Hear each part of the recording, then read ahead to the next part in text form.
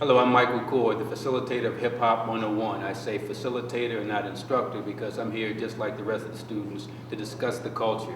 There's not one person who knows everything about hip hop. We come here to share, discuss, debate, and ultimately learn everything there is to learn about Hip Hop 101. Tonight I'm pleased to announce that we have what I call a hip hop veteran and a hip hop frontline soldier.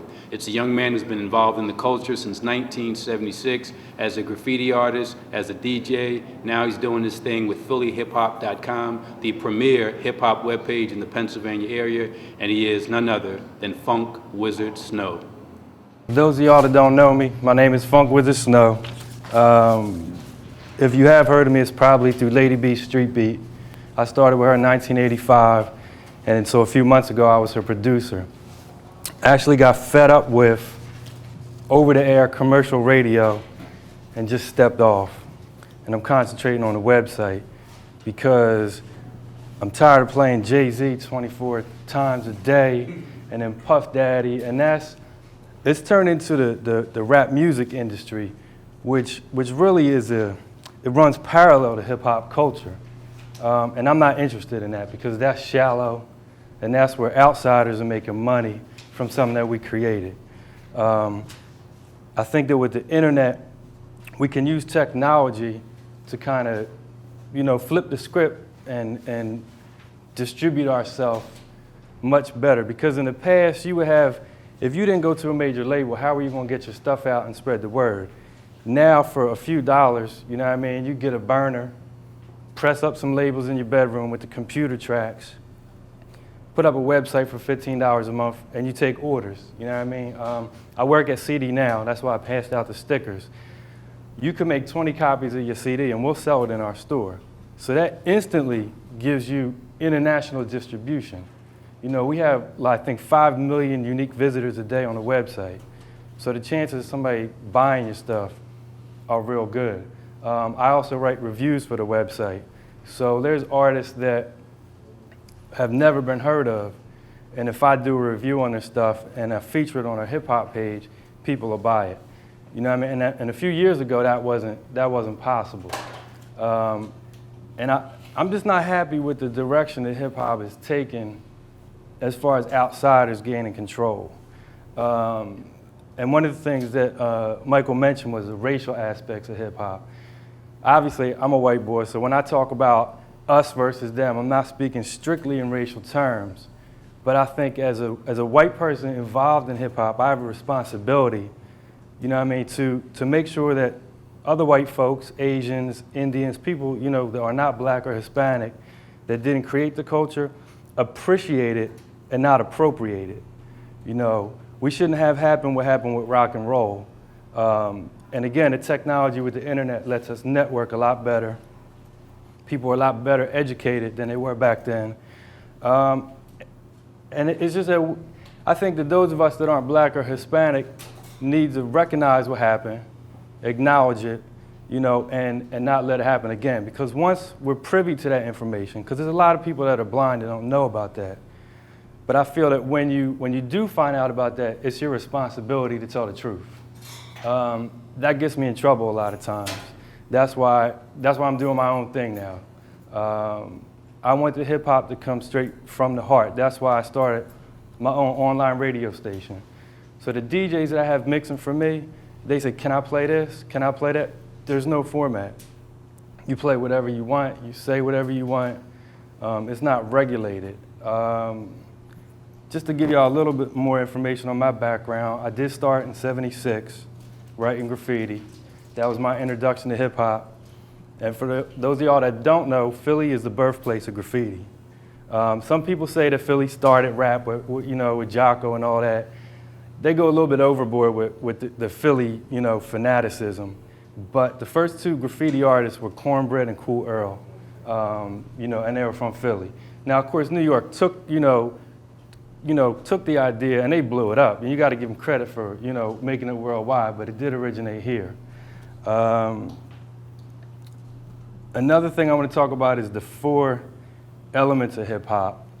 And one thing that I think is lost now that bothers me is that a lot of these kids think that the that the visual aspect of hip hop is rap videos, but in fact it's graffiti art. That's the outsiders that gained financial control of the culture, and they diluted it into what is rap music. You know, you almost never hear me call hip hop rap music, because I think rap music is an oxymoron, because you don't call it, when somebody sings, it's not called sing music. You know, so why call this rap music? Because Vanilla Ice rapped, but he's not a hip hop artist, you know. At best, he's hip hop. You know, you have things like these hard rockers, they rap in their songs, but it's not hip hop. I think that dilutes the product. Same thing that they do with, and a lot of people don't notice this, the de-emphasis of the DJ. You know, because the MC is not the foundation of hip hop musically, it's the DJ. I mean, you can have an entire hip hop party and not play one song that has raps in it. You know, you could play Trans Europe Express from Kraftwerk, you know, break dance from West Street Mob, you know, play the break beats, and they lose track of that. And one thing is that now you don't hear about DJs other than the turntablists and the mixtapes, which they're DJs, but hearing them scream with the echo chambers, you know, shout outs in the middle of the song. I mean, that's product. I don't consider that to be art, you know? And like back in the day, you had Jazzy Jeff and the Fresh Prince, Super Lover C and Casanova Rudd. It was always the MC and the DJ, you know? Or at least if the DJ's name wasn't in the title, you knew that Grandmaster D was from Houdini. You knew that Run DMC had Jam Master Jay. Now you just hear Nelly. You know, see, they de-emphasize the basis. When you take away the DJ, you're taking away the foundation, and it's giving us a watered-down product. And that's why the only thing I think, personally, that the big labels push is the derogatory stuff and the stereotypical stuff and the stuff that doesn't educate. All that stuff's coming from the underground because it's real. That's hip-hop culture. I'm not saying that there's not a place in hip-hop for, you know, violent imagery. I mean, I enjoy that as an adult, but that's not all that I want to hear. And MTV and all that, it's not an accurate representation. And one thing that I just try to drive home to people is to make sure that you know that there's a distinct, you know, difference between hip-hop culture and rap music. And again, I think it's the people that control the music industry, you know, are rich white guys that play golf with the politicians that are making the law. You know, it's the same faction. So yeah, they're gonna throw you a bone and let you get something to keep you, you know, they're gonna let you, there's a glass ceiling, they'll let you get ahead, but only so far, because otherwise they see you as you know, as competition. That's why the whole Napster thing is you know, it's scaring the record labels, because for the first time, you know, there's a chink in their armor. They don't have that ironclad, it's our way or the highway. You know, as I said, you can produce your own stuff now. And it's funny, I don't know if anybody else noticed, but Bush gets in office by cheating, you know, and now all of a sudden Napster's gonna be, you know, ran out of town. I think that's more than a coincidence, you know what I mean? That's us seeing the powers that be behind the scenes putting the thing down. Napster's not the problem, obviously, because if that one program goes away, there's still going to be online file transfers. You know, that's not going anywhere. That Pandora box has been open. And I think we need to jump on that and take advantage of that technology and use it against them, you know, flip the script on them. And again, I think another thing with the racial aspect that scares them is, for the first time, you know, there's not so much of a separation, because you figure 20 years ago, you had a white kid in Iowa. There's no black people in his community. The only thing that he sees is the imagery on TV or the probably stereotypical things that people are telling him in his town.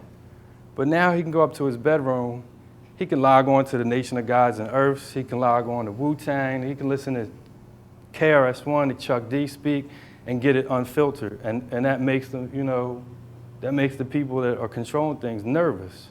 And again, I think that definitely, obviously, I'm a good example. I believe that there's a place for everybody in hip hop, but I think that we need to respect the blackness of what we're doing. I don't think that those of us that are not black, we really need to keep in mind at all times, the nature of what we're doing. We can reinterpret it through our own experiences, but always keep in mind that, that it's a black experience. And I think as long as we respect that, things will stay on point. And I think we also need, like I have a responsibility. If I see a white boy that say, oh, we taking over, you know what I mean? Yeah. No, time out with that. Don't get too happy because there's only, you're starting to see, more and more diversity among the rappers, but, slow your roll. It's not going to be like that. And I think most of the white artists that have respect have said that, and they respect the culture, like Third Base, even, the Beastie Boys, they delve into a lot of different genres, but when they do the hip hop, they respect it.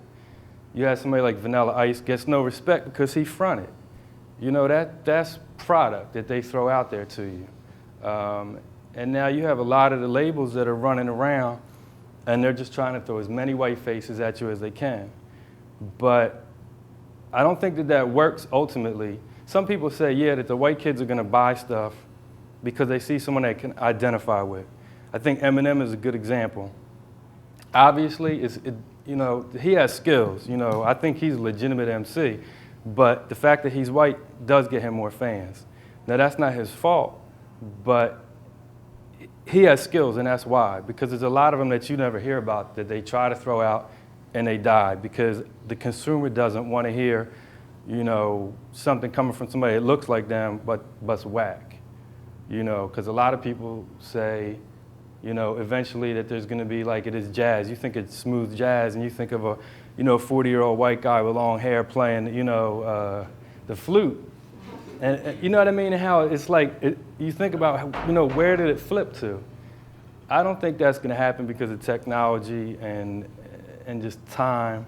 I mean, things racially, I think, are still bad, but the people that want to keep it bad are nervous because the young kids, are finally, as I said, getting it unfiltered.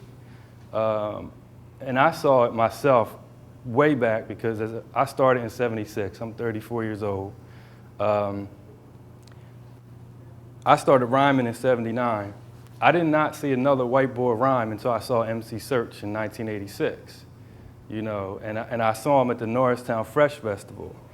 And I had heard his music but didn't know he was white. And I was, hosting the show, and he came up and he started rhyming, and I was just like, there's a white boy rhyming, damn. And my friends was like, that's how we've been looking at you for the past 10 years, And I actually, found my way to the studio, but I turned down a lot of contracts because they would never come out and tell me the truth and say, we want to exploit your whiteness. I was adamant. I was like, if you put me out, my picture will not be on the album cover. I want my music to sell because my music is fat. I probably said dope or fresh or something back then, but they wouldn't go for it. They were like, no, we got to put you on the cover. They wanted to put my face in like the outline of the boot of Italy and like put the red, white, and green on there. And I'm just like, no, a lot of scratching and stuff in the records, and they were like, let's take out the cutting and we're gonna put some electric guitar in here on the break and stuff, and I just wasn't having it. So I've missed out on some money. I never made it to Wax because I had contracts, and I didn't sign them or I backed out of them because I felt that by taking advantage of my skin color would be to sell out hip hop, I wanted to do it on the strength of that I had the skills and I was legitimate. So even though, I'm not driving a fancy car or whatever, I feel good when I walk around knowing that I'm representing. It's like I feel like I'm married to hip hop. It'd be like cheating on my wife if I sold it out like that, It's really like, it's a religion. I mean, everything that I do, revolves around hip hop. I have the website. At CD Now, I write reviews. And they'll even come to me, the labels will come to me at work and be like, yeah, we're trying to push White Dog or some down, did any of y'all ever hear of White Dog? He's one of them bling bling New Orleans rappers. If you go on a site, when you get home and look, there's a review on the hip hop page on Third Base. That's legitimate hip hop, but I'm not gonna allow myself to be part of, perpetrating because, they just trying to make a dollar. That's part of the reason why I started the website too. It started about 2 years ago as the website for Lady B Street Beat, and it's kind of morphed into something different because we had the name Philly Hip Hop, and we didn't want to just limit it to the old school stuff. We saw the potential to make a connection. Like if you look at the coverage area there, it's basically the greater Philadelphia region because you had a lot of hip hop stuff going on in, say, Lancaster, Pennsylvania, which you can drive to in an hour and a half. But Philly artists didn't know when there were open mics there or not. Now, like I said, if we seize the opportunity with that technology, we can network, use the website as a tool. You can log on. I mean, both of the events that were up here are on the homepage of the site, One thing that I should point out, you can put your kids on phillyhiphop.com. I don't do any censoring, but when I write, there's no curse words. And if I repost a comment from someone else or from another source, I'll put like the characters to change the curse words. We do have unedited tracks, but you have to click on that, and I make sure to have a parental advisory logo anywhere that you're gonna hear anything with cussing in it. But I feel as though it's important because a lot of these kids, it's like, they think Jay-Z's the godfather of hip hop, like they think, they have no clue, and it hurts my heart. It's like, who's Africa Bambaataa, who's Grandmaster Flash, who's, Kool Herc, and they're like, I don't, whatever. And that's like, and taking it like a religion, I'm like, that's the holy trinity of hip hop. How can y'all not know that? It really hit home. Did anybody go to the Up in Smoke tour when it was here? No, it was, it took me out because they did this one part where they started playing cuts from people that had passed on. And then they played like Tupac. And the crowd was just crazy. They was going hype. They played Biggie, they was cheering. They played Eazy-E. It wasn't quite as loud, but they still was enthusiastic. And then they played Roger Troutman, and they were just like looking at each other like, and I'm like, damn, y'all. That's, what I mean? It's just not there, and that's one of the reasons why I want to make sure that there's nothing too controversial on my site. I mean, it's extreme political views that you'll see, and me just going off as a section that I threw in there called Snowstorm, where I just, call out the New World Order, the Illuminati, and all that, that kind of stuff, which I think is important to get out there because they're really the ones that were, that were fighting, and it's deep, but at the same time, it should be fun. And I think a lot of the fun aspect of hip hop is missing. That's not to say, because you have people to take it to the other extreme, be like, oh, back in the day, we wasn't shooting, and we had problems. You know what I mean? People was getting stabbed. There were fights after midnight. They were calling women out their name back then, but it wasn't forced upon us. If it happened, it was because it occurred naturally. Now it's like, we're so like pigeonholed, and that's where the rap music part comes in. It's so narrow, You don't go to a jam now and hear them just playing, you won't hear them cutting up Billy Squires' Big Beat or playing numbers from Kraftwerk. These young kids look at you and be like, that's not hip hop, because they're not wearing no gold, and I think that we just need to take it back. I hate saying that because that's such a cliche, but I think that we really need to educate as far as the history, because you can't know where you're going if you don't know where you came from, and that applies to everyone. And that's why I encourage people to take their children onto the website and let them look. We started the Philly Hip Hop Hall of Fame just for that reason. I mean, Schoolie D's in there, Lady B, Jazzy Jeff, Steady B. the names that you would know, but then there's people like, you know, Lightning Rich, Ice Cream Tea, people that were pioneers, that were unsung heroes, but yet we can't let that die. Another thing that we do on the website is you can hear an entire song. You can't download it because for legal reasons, and I'm not trying to make the artist not get paid. We put everything in a real audio file, you know, that streams so that you can hear it. So we have a lot of cuts from Philly artists that are out of print. You can own, you know, I've gone to Napster and tried. You can't find the stuff. It's that obscure. But I want the site to be almost like a temple to preserve that, you know, and also to give these young kids education and exposure and another outlet that we didn't have. That's where I say that we need to take advantage of the technology. WPHH stands for Web Philly Hip Hop. 215 FM doesn't mean anything because it's not a real, you know, over-the-air radio station, but it sounds good. So that's the name of the state. You know, it sounds better. You can literally, you know, just mail us your product and we'll review it. There's nothing, I mean, it's the group Jigsaws, you know, here tonight. They tell you, they just send me the stuff and the review gets up, you know. There's no delay. One of the things that I like about the internet is that there's no timetable, as opposed to print media. You know, it's not monthly. You know, we can update things on the fly. And another thing that I'm really, I think the thing that I'm most proud of in hip hop is that I've never accepted payola. Never, not once. And I mean, it's been offered to me. In fact, a lot of times artists would come up to, you know, 99 and again at 103.9 when we were there, you know, they would send something in. I'm like, you know, I was feeling your song. We're going to spotlight it this week. They come up, do an interview.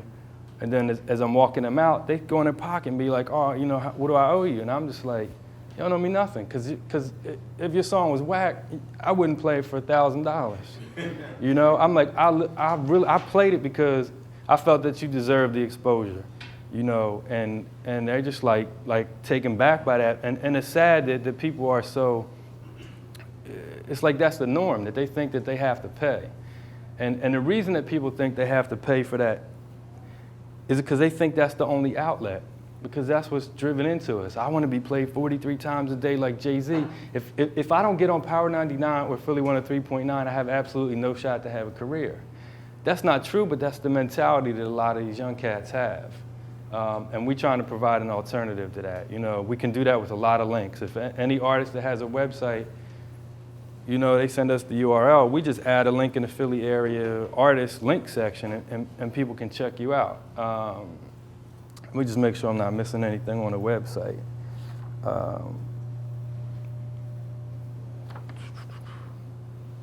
Computers in the inner city is another thing that we need to do. Again, where I say taking advantage of the technology. Don't buy your kids Air Jordans for $150 because that's not helping their future. You know, their feet are going to grow out of them. And, I mean, if you're an adult and you want to spend that, you know, your feet, my feet ain't going to grow. I'm going to keep my Jordans for 10 years, you know what I mean? Because I'm going to take care of them. But that's not an investment for the future. And people are zombies. They're dumbed down because that's what the system it placates them. It wants them to stay in that welfare state mentality. You know, it throws you. They don't give you food stamps because they care if you eat or not. They throw you food stamps because they figure if you're not hungry, you won't be as angry. You know, that's throwing a piece of meat to a pit bull so it won't attack you. You know, they want to give you just enough food to keep the pit bull from attacking them. You know. I mean, I know some of that sounds extreme, but I'm pretty extreme in my views, you know. I'm pretty well known for saying my mom, you know, being outspoken. A lot of times it has, you know, bad effects on, you know, as far as me advancing. But as I said, when I go to bed at night, I feel good because I'm telling the truth. But with the computers, I think that the parents should, you know, throw a little money aside, you know, every week. Get an old computer. You got to get them up because there's no way that they're going to compete with these kids from the suburbs that have these supersonic computers.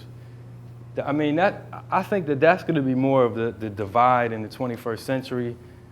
more so that we're in the 20th century, we had, black and white. And of course, that's still going to exist, but that digital divide between those that have computer skills and those that don't have computer skills, that's so important. And I see that working for an internet company and running a website every day. Because myself, I graduated from Franklin Learning Center.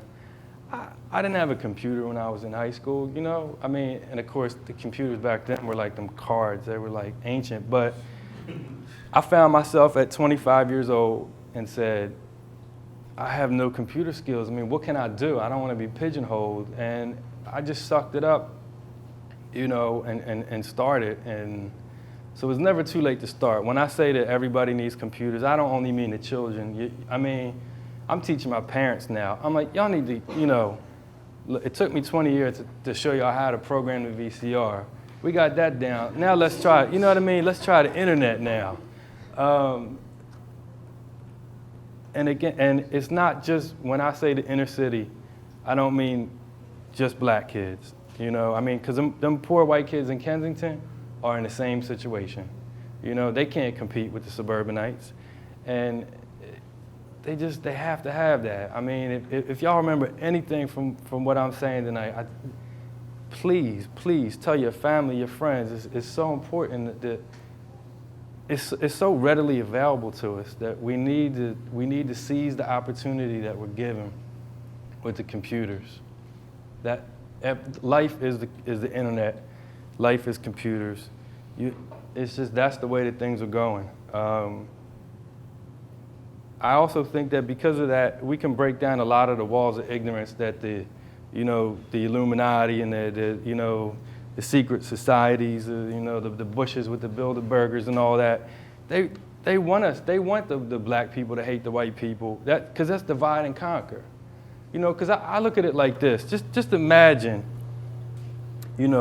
financially, the United States is a big triangle.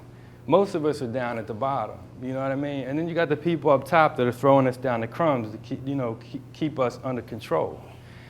And they build up these mental brick walls in between us, and they segment us. Here's the Italians in South Philly. Here's, the blacks in North Philly. We got the white trash in Kensington, you know what I mean? Let's keep them all. And you notice it's mostly the poor people that have problems with each other. You don't hear about a black man walking down the street in Chestnut Hill and getting rolled on. You know what I mean? Because they're taken care of, they have theirs. But when they can keep the poor people fighting against each other, why, when somebody black comes in, much more likely in Kensington to get rolled on, it's because they're in the same boat as you and they see you as competition, and y'all are two dogs fighting for that one piece of meat. If somehow we could, and I believe that we can with the computers by networking, and having open discussions like this, if we could break those walls down, imagine how scared they would be if we broke the walls down and was like, oh, they doing the same thing to you? Yeah. And we all looked up at the same time, they would just be like, oh, it's over. What are they going to do? And I think that with hip hop really now being the #2 selling music behind rock and roll, it's taking over country. That just proves that it's not, it's not just one segment of the population. In fact, it's global. Mecca's going to be here from the Universal Zulu Nation. She'll tell you that there's Zulu chapters in Norway, in Tokyo, Japan.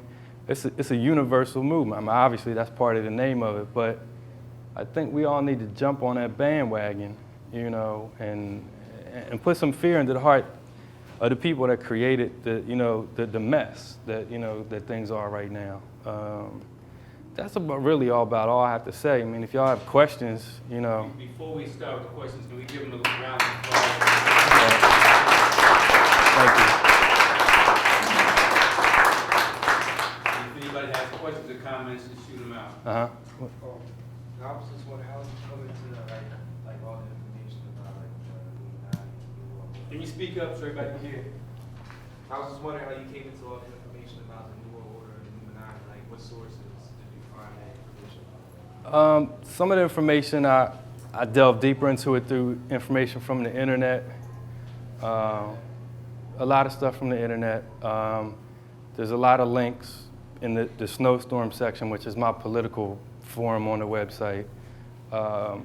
And a lot, I think, is just from, from being in the streets and being exposed to it.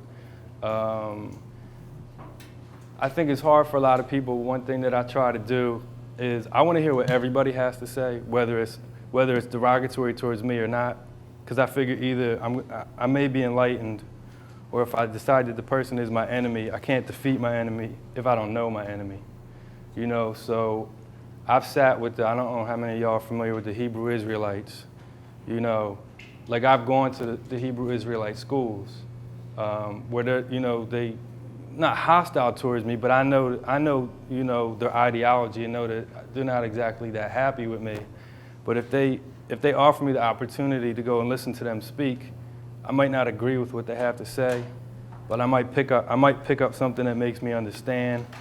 I think that you just have to be open, and people need to be less defensive. If it was possible for me to go, and it's not because, I was raised Catholic. I'm not now, but I was raised Catholic and I'm Italian. So it's not possible for me to go to the Klan and sit on some of their things, you know what I mean? But if the Klan would say, yo, we invite you to come, as a member of the media and listen to what we say, you're damn right, I'm gonna go and listen to what they say. I mean, they disgust me. But at the same time, that's why I say you can't defeat your enemy if you don't know your enemy. And so it's a thirst for it. I just want the information. And I think hip hop opens up a lot of that too. Like Razzcast, I forget the name of the track, but you know what I mean?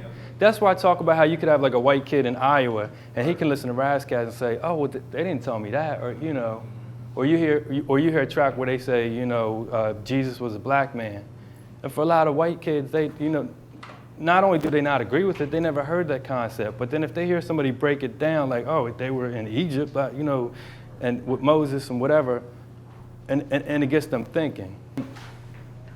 But that's just because I seek it out and I take advantage of, the underground hip hop, which has a meaning. I'd much rather hear something that I don't agree with, but that has a knowledge base to it, than, throw your guns in the air. So, anybody else got any questions? Are hip-hop artists organizing around a political agenda? Because what I see is a lot of great messages and a lot of great work. But what's the agenda? What's the predominant message of hip-hop now, and where it needs to be? Putting it up to the next level. Instead of looking at how it was back then, I know what you were talking about. There was a sort of awareness of issues and writing the words, but what about kind of looking in the future, the vision for what it could be later on, and on a political level, how do you unite people on a class consciousness and not just based on wanting to be like somebody else that isn't us, that doesn't reflect inner city life? I think it's hard because there's so many fragmented ideas. I think collectively we all have the same goal. But I think that a lot of us taking different paths to the same destination, and it is hard. But see, that's what we have the opportunity now with the technology. Take the technology out of it. 20 years ago, I was a student at Temple after high school in 1985. First of all, you brought up the word hip hop. They were telling you, take it up Diamond Street. This ain't the place for that. But if you look, we have people of all different, racial backgrounds in the room right now.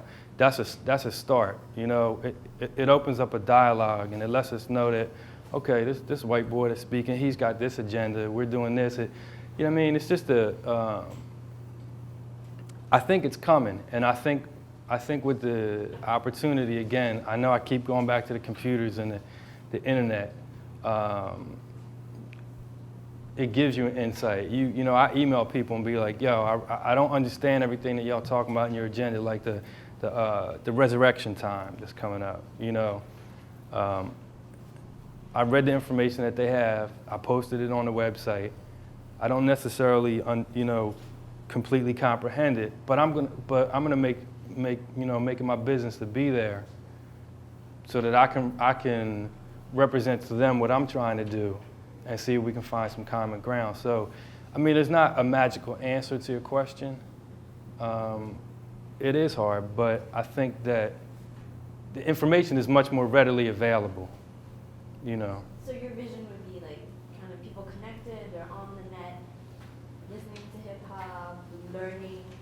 Like I'm just trying to get to see like where do you think we're evolving in?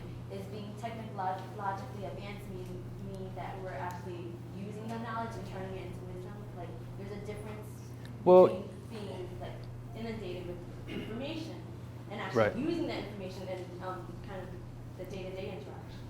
Yeah, because certainly, I mean, you can be on the computer on the internet and just look at the porno sites all day. And I mean, you know, you're obviously, you know, you've technologically advanced to the point where you can control your surfing, but the information is there. It doesn't mean that people are going to use it, and that's sad. And I think you have to allow for a certain amount of. Some people just aren't going to get with the program no matter what, you know.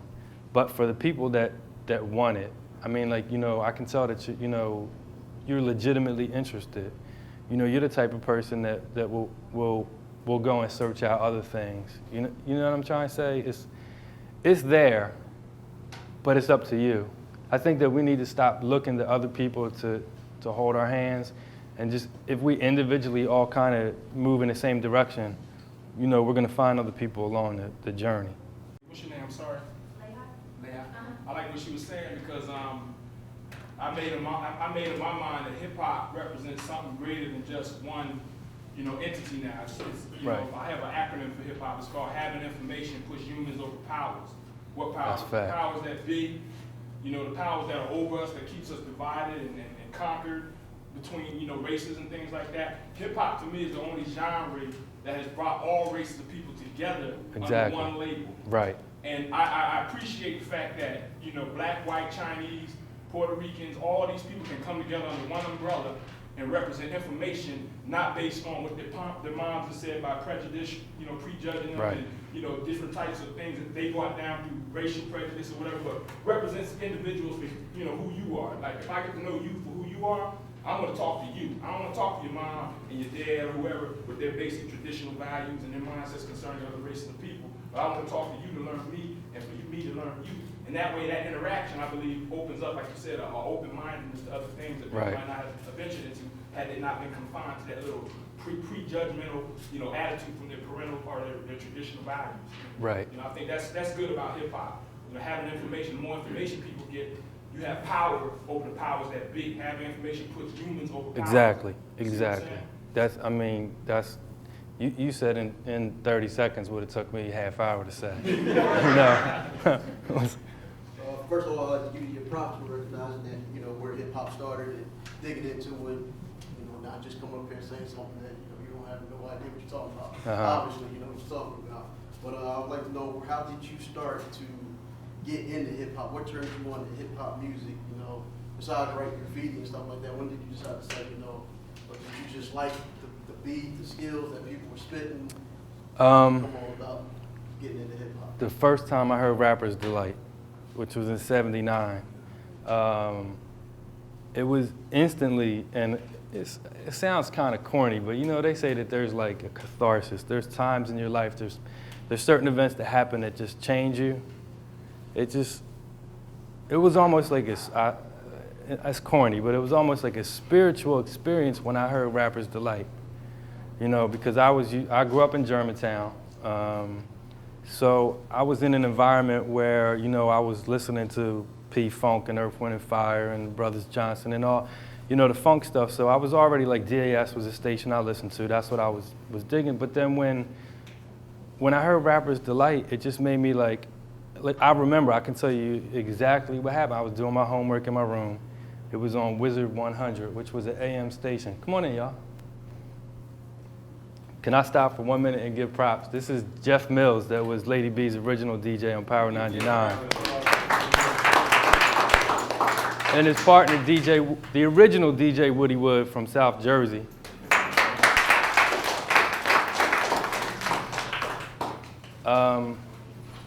But to get back to the story, I was doing my homework, ZZD, Wizard 100. It was an AM station, like a top 40, like kind of like Q102 is now.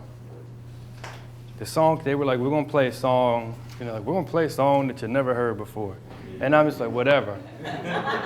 And the song came on, and my pen dropped out of my hand, and I was just like, I stood up, and I was like this in front of the speaker, just like, for real, I was mesmerized, and I knew, like, I'm like, I wanted to play for the Phillies, but I didn't have them skills, So I was like, that's what I'm gonna do, So it was right there at the very beginning. So there was no indication to say, okay, you're a white boy, you're not supposed to be involved in hip hop, which came a little bit later.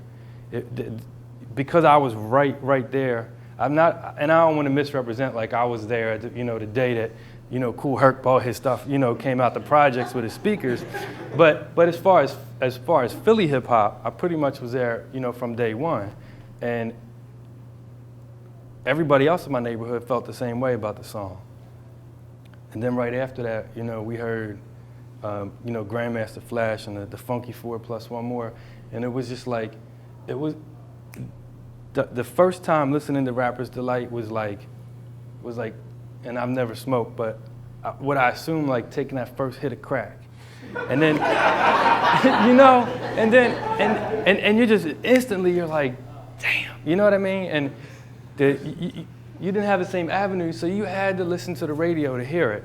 And I stayed up as late as I could. They actually played the song 3 more times that same night because people were just going crazy over it.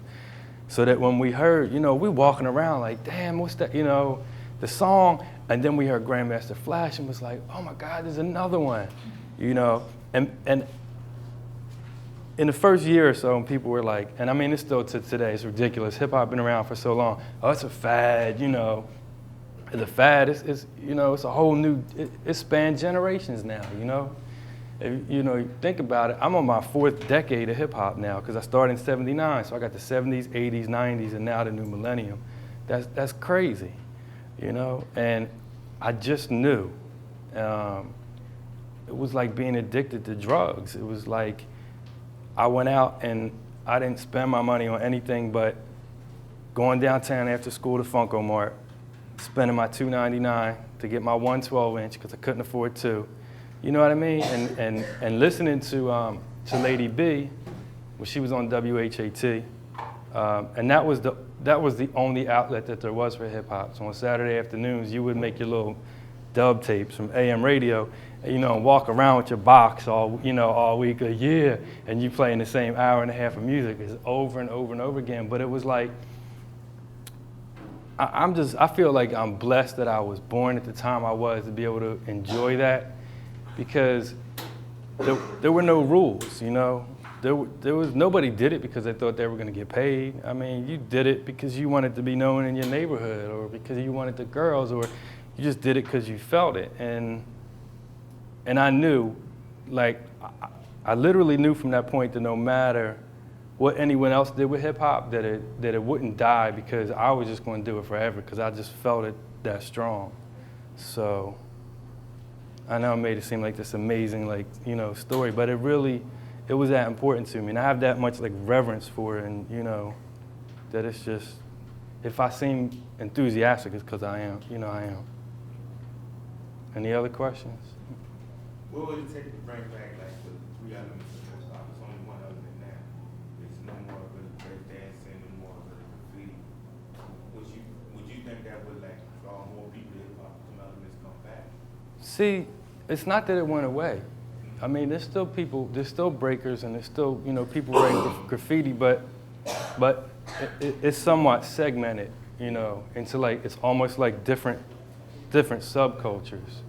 And I think a lot of these, the new artists, are pushing to bring them back together. The OKPlayer.com tour, Common was breakdancing on stage while Black Thought was freestyling. Or, you see a lot of these underground rappers now that the backdrops, the props will be, like graffiti images. I don't think that with that, I don't think that we can have an agenda to say, we're going to make sure that there's, you know, a breaker at every show, or they're scratching in every rap song. I think that's something that just has to occur naturally. I think we've come far enough chronologically that we had the so-called golden age, and then things died down, and now you have a new generation that weren't there, and they're fiending for it nostalgically. So you see the reemergence of breakdance, and you see like 13, 14, 15-year-old kids breakdancing now that weren't alive when Rocksteady, you know, started the thing. So there is an element out there that has you know, a hunger for the cultural aspects of it, and I think that'll take care of itself. It's never, you know, everybody's like, we need to take it back to the, you know, way it was. It's not going back to the way it was. You know, if you were there, you have fond memories of it. You remember it for what it was. You represent it. You make sure that the essence of that doesn't die. You know, we can recreate it for the new millennium and make it something else. But when they're like, you know, take it back, keep it real, but you can't. I mean, that's over. You know, that'd be like saying let's all go back to New Orleans and start playing jazz like they did in the 1800s. Like, you can appreciate that, but you can't. It's just not going to go back there. So I think that'll take care of itself. There's always going to be that parallel. The rap music industry is not going to recognize that, but those of us on the cultural side, the culturalists, you know, we'll take care of that ourselves. Anybody else? I like the comment you made about the welfare state. You know, we give welfare recipients food stamps, so you know they don't get mad at you and come and attack you. And it's just like tokens to keep people pacified. Because I'm a caseworker at the welfare department, and I see that every day. And I thought the comment you made was really on point. Yeah, I mean, I was a welfare recipient myself. You know, it's actually something that I'm proud to be, you know, a welfare recipient. In my office, I have my welfare card on my desk as a reminder. See, luckily, I was educated enough, you know, and was just enough of a rebel that I took the welfare when I needed it, but I didn't let myself fall into that rut, you know. But some people don't have that advantage, you know. They don't have the exposure, and when they see somebody, you know, throwing the bread in front of them, you know what I mean, and you're leading the person, they just want to keep picking it up. As long as you give them that steady stream to keep them just, you know, hungry enough that, all right, I threw them a piece of bread a half an hour ago, I tossed another one so they keep following me, you know. They're never going to completely cut you off, because if they cut you off completely, you're going to look to other avenues to get yours, and that's scary. See, by rationing what they give to you, they keep you with the program. You know what I mean? They dumb you down. They make you think that, you know, that's the way that it's supposed to be. Now, I'm not a straight capitalist. I believe in, you know, a socialized democracy. I think that we need a balance of socialism and capitalism. And obviously, welfare is a form of socialism. You know, we try to make it sound in America like socialism is a bad thing, but yet we have socialism all over the place. But they dumb you down. That's where they want you to be. You know, they want people. That's that divide and conquer. You know, what's the difference between the projects of North Philly and the Native American reservation in Oklahoma? Nothing. They call it a different name. I mean, isn't it a so-called Indian reservation, the projects for Native Americans? You know, but there's not the connection. See, it's mind games. Because then if you had the black folks saying, well, you know, y'all Native Americans are in the same situation living in projects like us, see, that breaks down that wall, you know? That brings people closer together, and that shows that the experience is very much the same, you know? And just again, with like going back to Kensington, if you go to Kensington, where's the white boys selling drugs? They're on the corner hustling, just like the black kids in North Philly or wherever are doing. That doesn't mean that they're not selling drugs in Chestnut Hill, but they're pulling the Benzes up the driveways and they're walking inside the foyer of the mansion to get their stuff. I mean, isn't it stereotypical that alcohol is legal, which is a liquid drug, but other forms of mind-altering substances are illegal? You know, like either have it all one way and outlaw I mean, I like to drink a beer here and there myself, so I wouldn't be happy with that. But don't be a hypocrite. Either outlaw all of it or legalize all of it. See, if they legalized it, it takes away the crime. Because if I can walk into a stop and go, you know, and get a pack of weed with a brand name on it, why am I going to endanger myself by going into a neighborhood where people are standing on the corner with drugs when, you know, I can go to be in King of Prussia Mall and buy a pack, you know? So it's, I mean, I know, imagine that, it's crazy, but why not? I mean, I think it's pretty much, and I'm not a drug user, and I never have been, but I think it's pretty much proven that you can't win. You can't win the drug war. I believe that they need to give it up. It's a farce.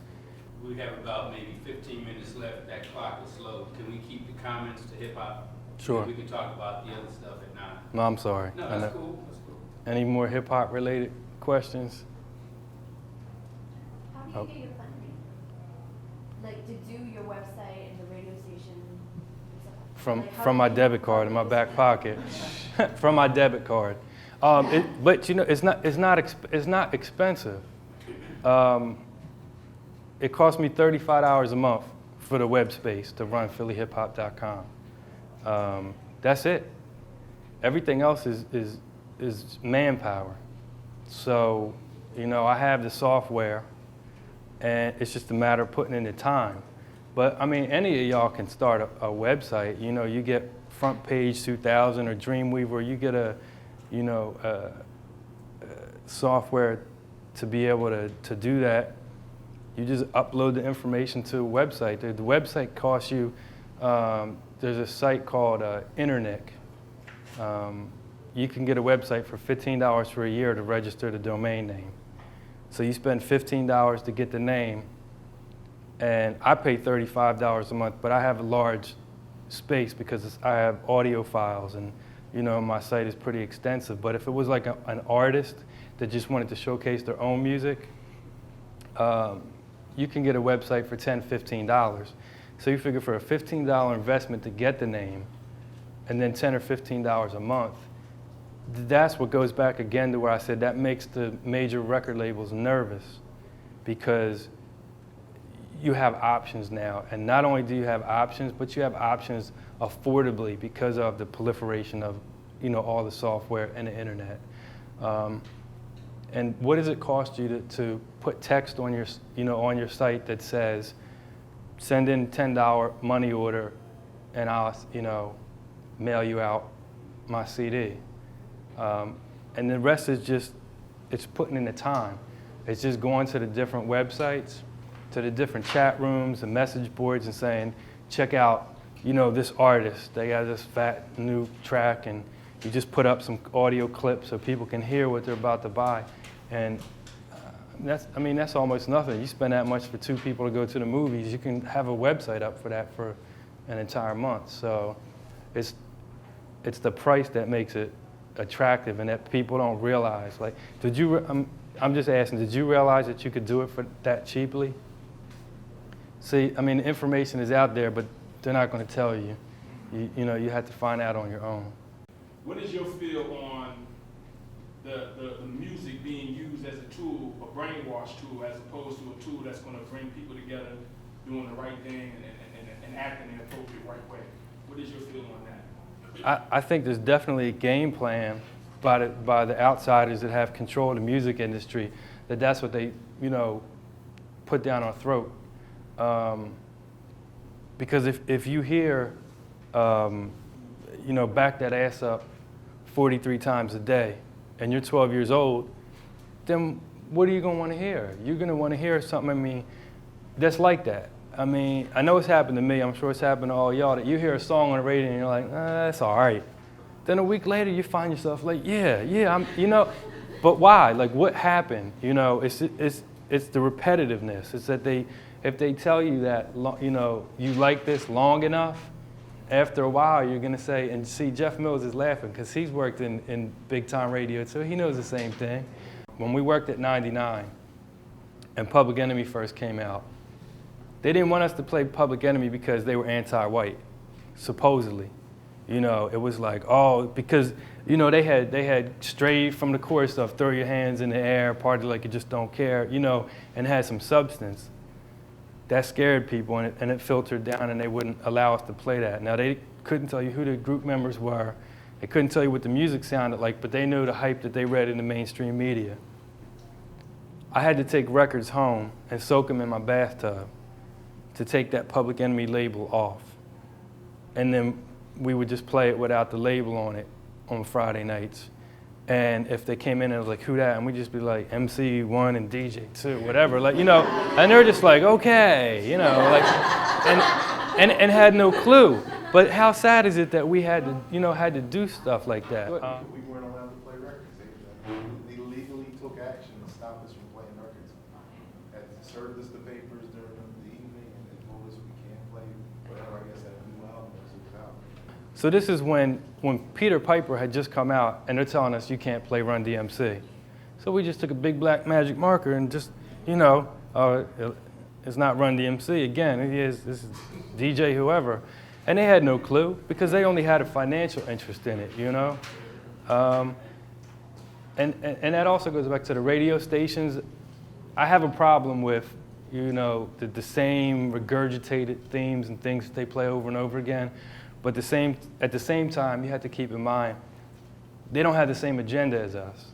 They're not in it because it's a religion to them or they respect it culturally. They're in it to exploit it as a product. So you have to understand that they're going to play what can get them the most money from the advertisers. And to a certain extent, you can't fault them for that because that's business and that's just the way it is. No, I just wanted to say, just everybody, if you look at like all the video shows, you'll notice the difference between hip hop videos and every other video. Because no other videos of any like different type of music have the same imagery. See, we also need to hold. That just says something right there. We need to start holding some of these hip hop artists accountable. You know, I don't believe in censorship, but if it gets to the point where we have to say we're not going to buy your product until you get with the program, that's fine. I have no problem with not, you know, patronizing somebody and hurting them in the pocket. But I would never say that they don't have the right to do that. You know, you can say whatever you want. You know, like the Iverson song, 40 bars. I didn't understand like why. Like, what does he have to gain from that?